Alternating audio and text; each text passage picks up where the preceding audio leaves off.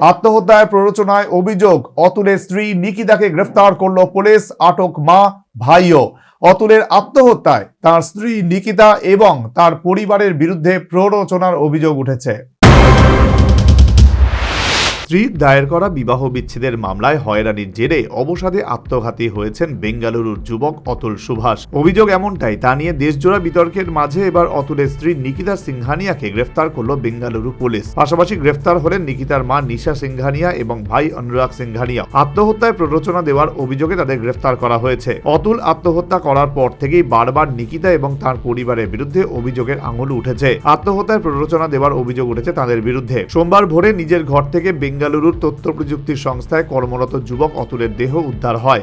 প্রায় 1.5 ঘন্টার বিদায়ী ভিডিও ছাড়াও 24 পাতার একটি সুইসাইড নোট রেখে যান অতুল, যার ছত্রে ছত্রে স্ত্রী নিকিতা এবং তার পরিবারের বিরুদ্ধে নানা গুরুতর অভিযোগ। উত্তরপ্রদেশের জৌনপুরের পারিবারিক আদালতে অতুল নিকিতার বিবাহ বিচ্ছেদের মামলা চলছিল। অতুলের পরিবারের অভিযোগ, মামলা চলাকালীন টাকা আদায় করতে মিথ্যা মামলা সাজিয়ে পণ চাওয়া, অস্বাভাবিক যৌনতা, বধূ নির্যাতন এবং খুনের চেষ্টার মতো নানা গুরুতর অভিযোগে অতুলকে ফাঁসানো হয়। নিকিতা ও তার পরিবারের সদস্যদের বিরুদ্ধে অভিযোগও দায়ের করেন তারা।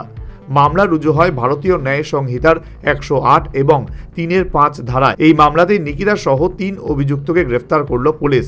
শনিবারই বেঙ্গালুরু পুলিশের কমিশনার বি দয়ানন্দ আশ্বাস দিয়ে জানিয়েছেন, ঘটনায় তদন্ত চলছে, ন্যায় বিচার নিশ্চিত করাই তাঁদের লক্ষ্য। অতুল মামলাকে ঘিরে বিতর্ক শুরু হতেই নড়ে চড়ে বসে বেঙ্গালুরু পুলিশ।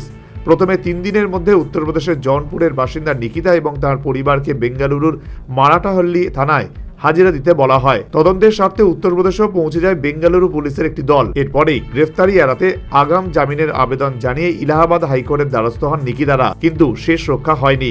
রবিবারই ওই 3 জনকে গ্রেফতার করা হয়েছে। আদালতে পেশ করার পর তাদের হেফাজতে নেবে police. National bureau report, news vanguard.